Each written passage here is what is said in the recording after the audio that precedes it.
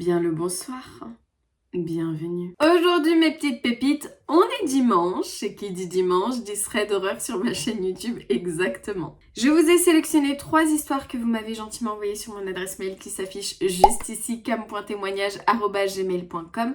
Merci infiniment de prendre le temps de m'écrire vos histoires. Je vous ai fait mon intro traditionnelle parce que je sais qu'il y a quelques pépites qui la récitent avec moi et qui n'étaient pas contents la semaine dernière. Donc là, je vous l'ai faite, vous pouvez pas m'en vouloir. Qu'est-ce que je voulais vous dire? L'été est parti, l'automne est arrivé d'un coup, j'ai rien compris. Donc là j'ai sorti le pull, mais je peux vous dire que j'ai absolument pas du tout chaud.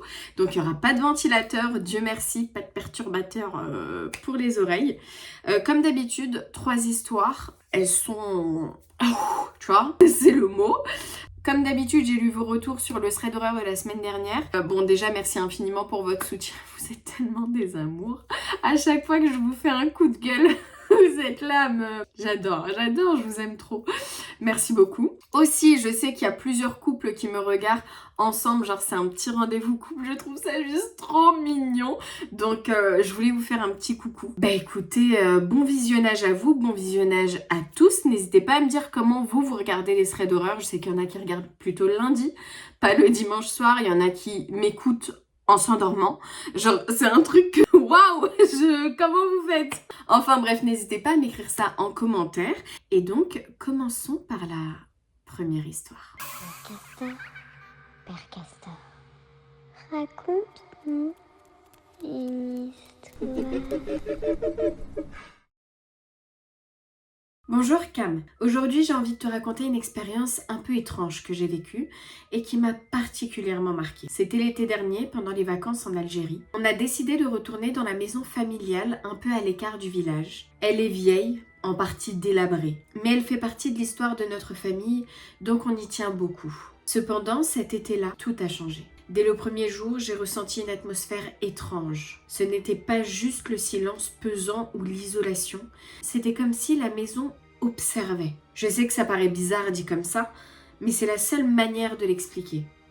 Et puis, il y a eu ce premier incident. La première nuit, vers 3h du matin, j'étais en train de somnoler quand j'ai entendu des bruits de pas dans le couloir, juste devant ma chambre. Au début, je pensais que c'était mon père ou mon oncle, mais les pas étaient lents, presque hésitants, comme si quelqu'un allait frapper à la porte ou entrer. Mais rien, juste ces pas qui allaient et qui venaient, jusqu'à ce qu'ils s'arrêtent brusquement. Le lendemain matin, je n'ai rien dit, pensant que j'avais peut-être rêvé, ou c'était juste le bois qui craquait à cause de la chaleur. Mais la deuxième nuit, ça a recommencé, et exactement à la même heure. Cette fois, j'ai entendu un bruit comme si quelqu'un grattait doucement contre le mur, juste à côté de ma tête. C'était si léger que je me suis demandé si je ne devenais pas folle. Je me suis levée pour vérifier, et bien sûr, il n'y avait rien. Ce qui a vraiment commencé à me terrifier, c'est ce qui est arrivé 3 jours après. En plein après-midi, alors que tout le monde faisait la sieste, j'étais seule dans le salon à regarder des vieilles photos de famille. Et là, dans un vieux cadre, j'ai vu une photo qui m'a glacé le sang. Une femme que je ne reconnaissais pas, debout, devant la maison, portant une robe longue, traditionnelle et un voile blanc. Sa posture et son regard étaient figés, mais ce qui m'a vraiment troublée, c'est qu'il n'y avait personne d'autre sur la photo.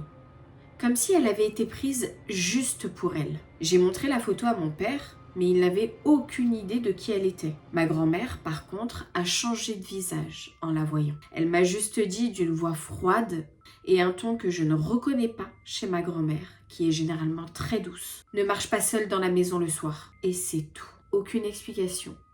Rien de plus. La nuit suivante, j'ai eu du mal à dormir. J'avais ce pressentiment que quelque chose n'allait pas. Vers 2h du matin, je me suis réveillée en sursaut avec cette sensation que quelqu'un était dans la pièce. J'ai regardé autour de moi et là, dans l'ombre, j'ai vu une silhouette, debout, dans un coin de la chambre. Elle ne bougeait pas, ne faisait aucun bruit, mais je pouvais clairement distinguer la forme d'une femme avec un hijab blanc, exactement comme sur la photo. Je suis restée figée, incapable de bouger, pendant ce qui m'a semblé être une éternité.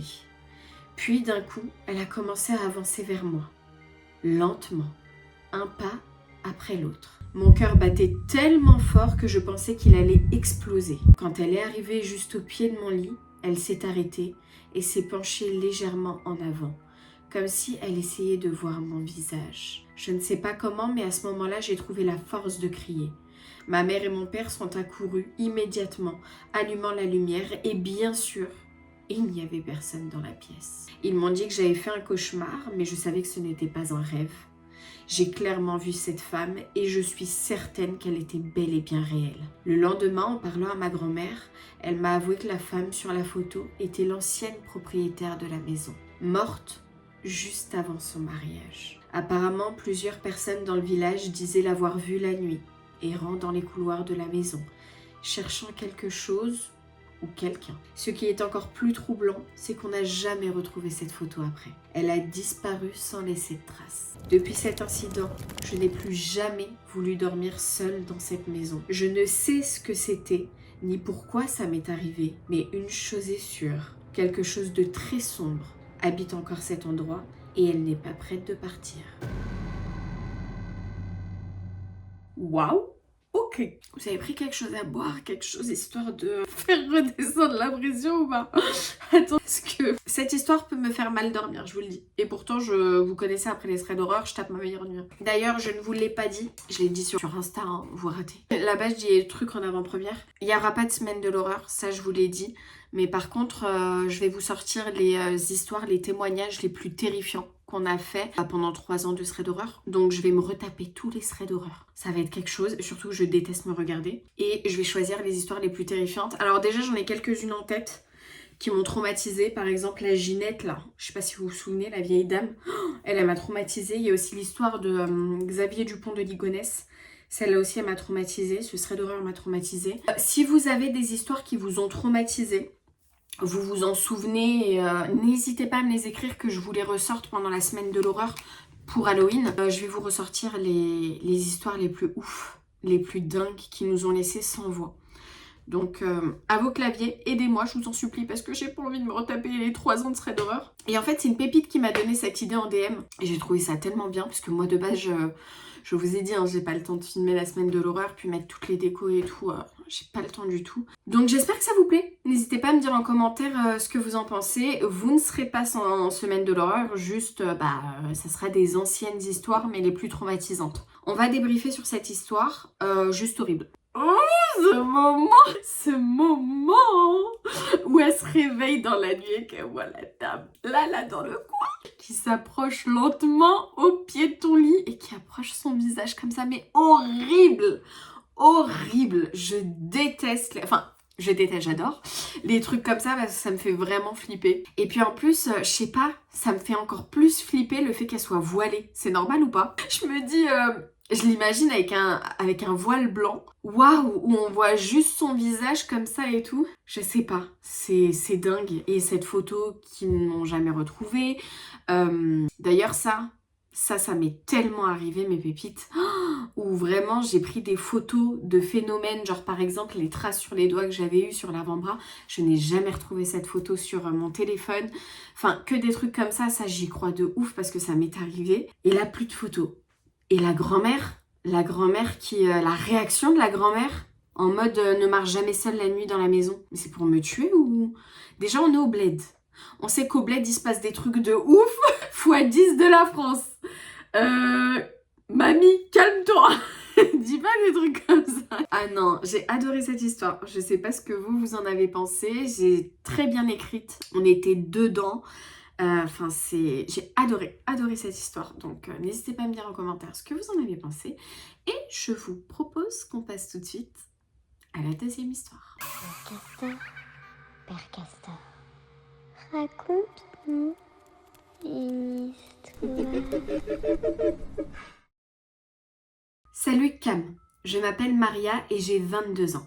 Je vais te raconter une histoire qui m'est arrivée à l'âge de 8 ans. Quand j'étais petite, il faut savoir que je faisais de la danse classique dans mon école. Il y avait des sports proposés en début d'année et j'ai choisi celui-ci. Un jour, je suis partie à l'école pour effectuer mon entraînement de danse habituel. J'étais accompagnée de ma maman, de ma cousine, de ma tante et d'une copine d'école. Il nous restait beaucoup de temps avant d'aller à l'école avec ma mère et les filles. On a décidé de nous balader dans les magasins pour passer le temps. C'est alors que je voulais aller aux toilettes. Je suis partie avec ma cousine et ma copine est restée avec ma tante et ma mère. Je suis entrée dans la cabine et ma cousine m'attendait dehors. J'ai terminé mes petites affaires et je suis sortie, espérant rejoindre ma cousine au plus vite. Mais non, je commençais à me dire qu'elle était partie rejoindre les autres dans les rayons. Je suis partie les rejoindre donc. Elle n'était pas avec elle. Coup de pression. Je commence à paniquer en leur disant que je ne la trouvais pas. Alors on a commencé à la chercher dans tout le magasin, sans rien trouver. Accompagnée de ma mère, on est sorti dehors pour la chercher encore. En vain. Aucune trace de la jeune Fleur, 7 ans. Rousse, souriante. Rien. Elle était perdue, rien à faire. Pendant 2 ans consécutifs, elle n'était pas revenue chez elle, ce qui a provoqué une énorme dépression à ma tante, qui d'ailleurs est décédée 2 mois après sa disparition. Partie choc, c'était un dimanche, en hiver, et je fêtais mes 11 ans. J'étais dans la cuisine avec ma mère et mon père faisait la vaisselle. Ma mère faisait du télétravail et moi je lisais une bande dessinée tranquillement. Puis soudain, on sonne à la porte. Mon père va ouvrir et là, une petite fille, extrêmement maigre, des poches sous les yeux globuleux, les vêtements écorchés, des bleus et des blessures partout sur le corps. C'était Fleur, ma cousine légitime, revenue dans un état pitoyable. Mon père la fit entrer et ma mère est partie s'en occuper en la douchant, l'habillant et en lui donnant à manger. Toute propre et bien nourrie, elle a passé 9 ans au sein de notre petite famille. Elle ne vit plus avec nous aujourd'hui. Elle est en Angleterre pour faire ses études. Jusqu'ici, on n'a plus eu de nouvelles de sa part. Ce qui me laisse perplexe encore aujourd'hui, c'est que pendant toutes ces années passées chez nous, elle n'a pas prononcé le moindre mot, comme muette. Et concernant sa disparition, on ne sait absolument rien. Waouh, ok. Je vous ai dit que ces histoires étaient...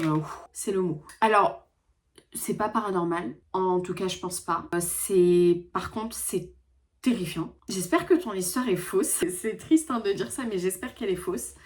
En tout cas, si elle est vraie, je suis terrifiée. Je trouve cette histoire horrible de par le fait, la mort de la maman juste après la disparition de sa fille. Et surtout, le retour de sa fille qui reste muette, qui ne parle pas. Elle est restée 9 ans à vos côtés. C'est bien ça. Hein. J'ai pas rêvé. 9 ans sans parler. Après, bien évidemment, on ne sait pas ce qu'elle a vécu pendant 3 ans. Je pars du principe que ton histoire est vraie. Hein. On ne sait pas ce qu'elle a vécu pendant 3 ans. Je pense qu'elle est traumatisée à vie, cette fille. Je suis choquée. Je suis choquée. J'espère de tout mon cœur que ton histoire est fausse. Mais en tout cas, si elle est vraie, c'est terrifiant. Mais vite, dites-moi en commentaire ce que vous en pensez. Je m'attendais pas à... Quand j'ai commencé cette histoire, en la lisant, je m'attendais pas à la chute. Et c'est pour ça d'ailleurs que je l'ai choisie. Ça m'a choquée. Et donc du coup, je me suis dit, waouh, c'est une histoire de ouf quand même. Mais bon, j'attends vos retours en commentaire sur cette deuxième histoire. Et je vous propose qu'on passe tout de suite à la 3e et dernière histoire. Père Castor, raconte-nous une histoire. Coucou Cam, j'ai toujours voulu t'écrire pour te raconter une histoire parmi tant d'autres. J'en ai choisi une qui m'a particulièrement marquée. Il faut savoir que depuis mes 14 ans, j'écris tout. Absolument tous mes rêves. Aujourd'hui, j'ai 22 ans et je continue d'écrire. Depuis petite, beaucoup de choses me parviennent par mes rêves, sans que je comprenne vraiment pourquoi. Je suis née en France dans une famille avec un papa qui ne croit en rien et une maman très très croyante, en quelque chose de plus fort, de plus haut, de plus puissant. J'ai donc suivi le chemin de ma maman, en pensant que certaines choses n'arrivent pas par hasard et que le bien et le mal règnent sur ce monde. Il faut savoir s'en protéger. Ma maman m'a toujours cru et a toujours été protectrice et à l'écoute des choses que je ressentais ou que je voyais la nuit. Je vais donc te raconter une histoire assez longue, mais pour moi très marquante. Tout commence un soir, j'avais environ 10 ans. Ma chambre se trouvait au rez-de-chaussée, avec ma salle de bain comme une petite suite privée. tandis que ma mère et mon beau-père dormaient à l'étage, où se trouvaient 2 autres chambres. J'étais donc seule, en bas. Tout le monde était couché. Et moi, petit à petit, je sombrais dans le sommeil. Je dormais, je le savais. Pourtant, dans mon rêve, je me retrouve dans ma chambre, dans mon lit. Mais quelque chose cloche. Je sens une présence dans la pièce. Je suis allongée avec, pour seule lumière, celle de la lune. Mon regard descend vers mes jambes, car je sens une énorme pression au niveau de ma cuisse gauche. C'est là que ça devient difficile à croire et à expliquer. Je ressentais cette pression physique dans la vraie vie. C'était comme une transe. Je sentais vraiment que quelqu'un était assis à côté de moi. Et à partir de là, j'ai commencé à avoir du mal à respirer et à ressentir de la peur. Je savais au fond de moi que c'était différent des autres rêves que je faisais habituellement. J'ai toujours fait des rêves très perturbants et effrayants, même encore aujourd'hui. Mais par rapport aux ressentis et aux émotions, cela n'avait rien à voir. Mon regard descend sur ma cuisse et je vois, tout en rêvant, un soldat d'une vieille guerre assis à côté de moi. À en juger par ce que j'ai vu, cela ressemblait à un uniforme de la guerre de sécession. Ce n'était pas une vision d'horreur, pourtant j'avais très peur. Petit à petit, je le regardais et essayais de retenir le plus de détails possible sur cet homme. Il me tournait le dos et avait l'air très abattu. J'avais l'impression que le temps n'en finissait pas. Mon cœur battait à tout rompre. Il n'avait aucune réaction, ne bougeait pas, ne parlait pas. Je ne comprenais pas pourquoi il venait me voir, sachant que j'étais trop jeune pour parler et contrôler une discussion dans mes rêves. J'arrivais à ressentir des émotions très fortes et très dures. Je ressentais sa tristesse, une tristesse à en avoir le cœur en miettes. Je ressentais également de la colère, de la culpabilité et de l'amour. Je sentais qu'il voulait me dire quelque chose, ou du moins me faire comprendre quelque chose, mais j'étais jeune. Alors j'ai crié « Va-t'en !» Il s'est alors levé, sans me regarder, a marché droit dans le mur en face de lui et a disparu. Je me suis directement réveillée en sursaut, en sueur. J'ai pleuré sur le moment et pour moi c'était impossible de me rendormir. Cette nuit-là, j'ai fait une nuit blanche et je n'ai pas voulu dormir dans ma chambre pendant 1 semaine après ça. 10 ans plus tard, le temps est passé et mes rêves sont devenus de plus en plus précis, au point de prévenir le décès de mon grand-père grâce à la Vierge Marie qui m'est apparue, ou encore de pouvoir gérer mes émotions et parler comme je le souhaite dans mes rêves. Aujourd'hui, il y a des moments où je suis en paix, où je ne suis pas dérangée, et des moments où je rêve de choses magnifiques et belle. J'ai beaucoup travaillé dessus, mais pourtant ce rêve du soldat m'a toujours remise en question et j'avais besoin de réponses. J'ai donc décidé de partir faire une régression de vie antérieure par hypnose. Chacun y croit ou non. Cam, j'ai vécu une expérience incroyable et magique. J'ai eu tellement de réponses à mes questions. Je n'ai pas dit grand-chose en arrivant au cabinet pour éviter qu'elle n'invente quoi que ce soit. Je voulais savoir si cela fonctionnait vraiment. C'est parti pour 2 heures de séance. J'avais du mal à entrer en hypnose au début, mais au bout de 30 minutes, c'était bon. Elle m'a fait remonter et visualiser mes moments favoris de mon enfance, puis elle m'a demandé d'imaginer certaines choses pour partir encore plus loin et revenir en arrière. J'ai commencé à visualiser plein de portes blanches dans un couloir. Tout était blanc. Elle m'a demandé d'ouvrir la porte que je souhaitais. La première ne m'a apporté qu'un trou noir et elle m'a dit que ce n'était pas celle-là qu'il fallait voir aujourd'hui. Toutes les portes devant moi représentaient une vie antérieure. Et crois-moi, Cam, il y en avait beaucoup. Finalement, une porte s'ouvre. Magie, ça fonctionne. Je me vois en tant que femme devant une maison, ou plutôt un domaine américain, de style architectural colonial. Le temps était chaud et sec. Je baisse les yeux et je vois que je porte une robe avec un tablier blanc par-dessus. Je suis blanche de peau, mais je ne vois pas mon visage. Puis soudain, trou noir. Et je le vois, le soldat. Je vois sa main qui attrape la mienne et pendant la séance, je me mets à pleurer. Il me parle et qu'est-ce qu'il était beau. Brun, grand, en uniforme. Je ressens une montée d'amour comme je n'en ai jamais eu de ma vie. Il m'aimait dans une autre vie. Il m'aimait si fort et moi aussi. J'entends sa voix et je la trouve familière, rassurante et belle. Il me disait « Je suis tellement désolée de ne pas être rentrée. Si tu savais comme je m'en veux de ne pas t'avoir retrouvée. » Il a aussi ajouté qu'il avait essayé de me revoir, mais que je n'avais pas compris et que je l'avais rejeté. Mais qu'il ne m'en voulait pas. Je peux aujourd'hui être en paix et te dire tout ça, j'en avais besoin car je m'en veux énormément. Je suis revenue à moi avec ces images gravées dans ma mémoire. J'avais l'impression de ne plus savoir où j'étais, comme si j'avais vécu une scène de film. J'ai tellement peiné à m'en remettre que j'ai pleuré pendant plusieurs heures, tant cela m'a touchée.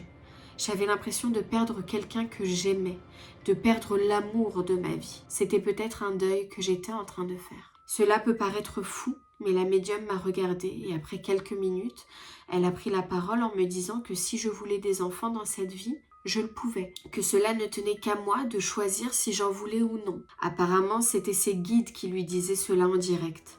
Choquée, je lui ai répondu que je ne savais pas que je voulais des enfants avec lui. Mais comme il n'était pas revenu de la guerre, j'avais décidé de ne jamais en avoir et de mourir ainsi. Elle me disait sans le savoir que dans cette vie-là, j'avais le choix si je le voulais. Curieusement, aujourd'hui encore, je n'en veux toujours pas. J'ai aussi compris pourquoi l'armée m'effraie et pourquoi j'ai eu beaucoup de mal avec les films ou les spectacles militaires. J'ai aussi compris pourquoi, à 14 ans, j'ai pleuré sur une tombe dans un cimetière militaire en Normandie, sans raison apparente. J'ai compris beaucoup de choses par rapport à moi-même, même si je ne t'ai pas tout raconté, car certains éléments sont personnels.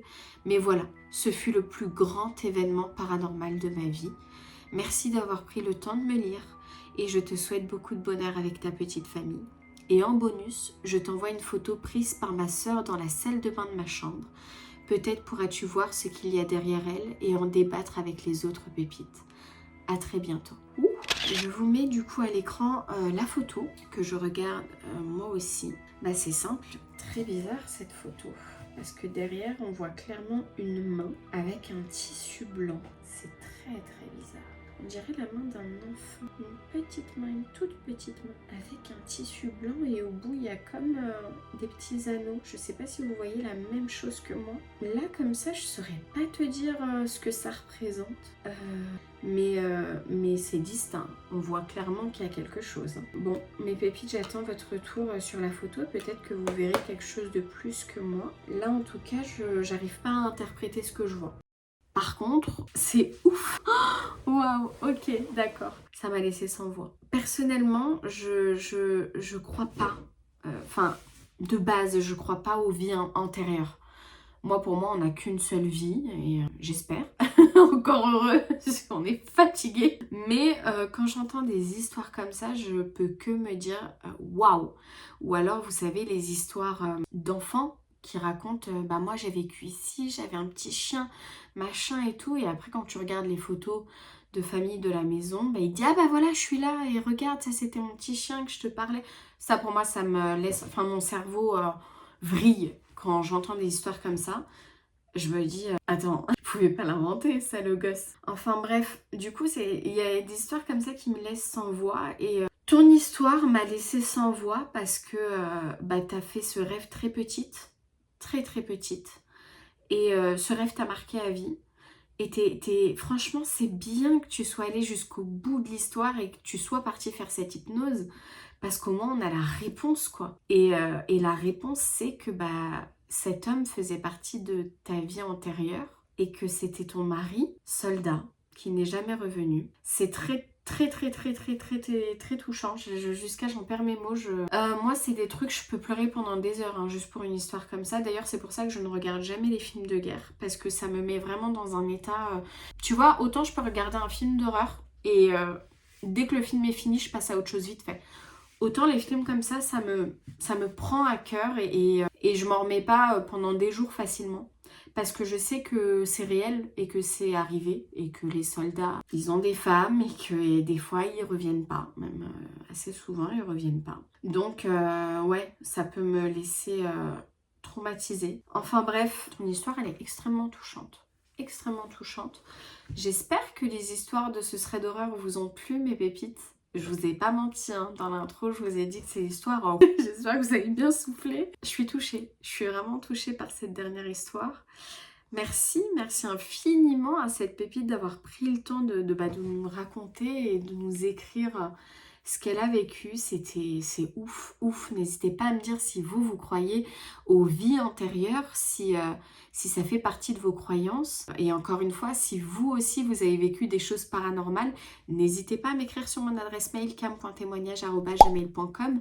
Je vois que vous faites beaucoup d'efforts pour réécrire au propre les histoires, pour mettre un titre qui m'attire directement, qui sort du lot de toutes les histoires. Et juste waouh quoi. Waouh, les histoires sont dingues. Et aussi, il faut savoir que, bon, vous le savez sûrement, mais pour les nouveaux, ici, je modifie pas du tout les histoires. C'est vraiment tel quel, brut, comme vous me les écrivez. J'embellis rien, je n'invente rien. Donc, on se retrouve en commentaire pour débattre. Et sur ce, moi, je vous embrasse très, très, très, très fort. Je vous dis à très vite pour une prochaine vidéo YouTube. Et surtout, ne regarde pas derrière toi.